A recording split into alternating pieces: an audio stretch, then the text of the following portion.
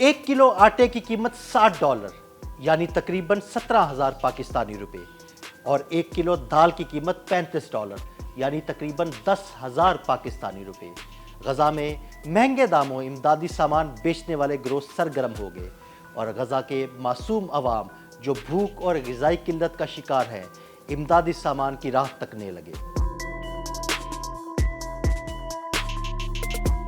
एक जानिब इस्राएली बर्बरियत तो दूसरी जानिब इमदादी सामान पर कब्जा करके इसे महंगे दामों बेचने वाले ग्रोहों की अजारादारी। भूख का शिकार गजा के मासूम लोग चीजें महंगे दामों बेचने वाले माफिया का शिकार हो गए। इस्राएल के गजा पर हमले के बाद वहां खाने पीने के सामान की तरसील तकरीबन नामुमकिन होकर रह गई है। ताहम कुछ मफाद परस्त गिरोह और ताजर थोड़ी बहुत मिकदार में पहुंचने वाले इमदादी सामान को भी हासिल करके जखीरा कर लेते हैं और फिर यही इमदादी सामान गजा के लोगों को महंगे दामों फरोख्त किया जाता है। रिपोर्ट के मुताबिक हालिया दिनों के दौरान गजा में 1 किलो आटे की कीमत $60 तक पहुंच गई, जबकि 1 किलो दाल $35 में फरोख्त हो रही है। इस कीमत पर खुराक का सामान खरीदना इलाके के ज्यादातर लोगों की इस्तेताअत से बाहर है। गजा की मौजूदा सूरत हाल के तनाजुर में माहिरीन ने खबरदार किया है कि वहां कहत के खतरात पैदा हो गए हैं, क्योंकि 21 माह से जारी जंग के दौरान ज्यादातर लोगों के पास माली वसाइल बाकी नहीं रहे हैं।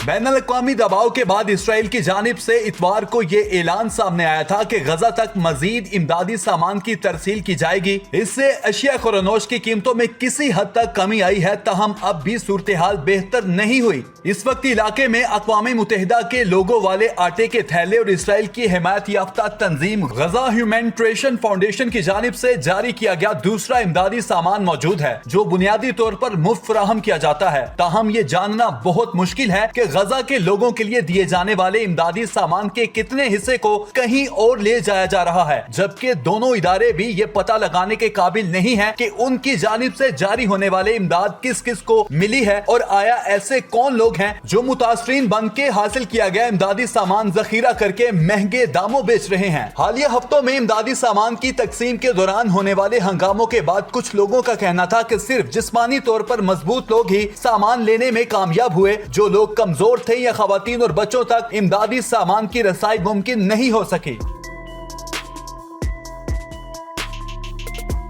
रफा की खैमा बस्ती में मौजूद अफराद का कहना है कि जब भी इमदादी सामान आता है तो नौजवानों पर मुश्तमिल चंद गिरोह हमेशा आगे होते हैं। वो नौजवान जबरदस्ती इमदादी सामान हासिल कर लेते हैं। खैमा बस्ती में मौजूद खवातीन और बच्चों के मुताबिक इमदादी सामान हासिल करके उसे महंगे दामों फरोख्त करना एक बड़ा कारोबार बन गया है। इस वक्त इलाके की सूरत हाल ये है कि इमदादी मराकिज की तरफ जाने वाले रास्ते अफरा तफरी का शिकार दिखाई देते हैं। अक़वाम मुत्तहिदा का कहना है कि इलाके में 1 लाख खवातीन और बच्चे ग़िज़ाई किल्लत का शिकार हैं। दूसरी जानिब इमदादी तंजीम और मीडिया इदारों का कहना है कि उनके अपने स्टाफ के अरकान को भी ग़िज़ाई किल्लत का सामना है। इसी तरह गजा की वजारत सेहत के मुताबिक पिछले 3 हफ्तों के दौरान दर्जनों फलस्तीनी भूख से मुतालिका वजूहात के बायस जान की बाजी हार चुके हैं। इसराइली हुकूमत की जानिब से इजाजत मिलने के बाद खुराक का सामान ले जाने वाले अक़वाम मुत्तहिदा के काफिलों पर अक्सर मुसल्लह गिरोहों के हमले हो रहे हैं, जबकि इमदादी मराकिज भूखे लोगों से भरे रहते हैं। अक़वाम मुत्तहिदा के प्रोग्राम बराए खुराक की जानिब से पिछले हफ्ते कहा गया था कि दाखिली सिक्योरिटी बहाल होने के बाद ही वो कमजोर तरीन लोगों तक महफूज तौर पर इमदादी सामान की फराहमी कर पाएगा, जो मुमकिना तौर पर जंगबंदी के बाद ही हो सकेगा।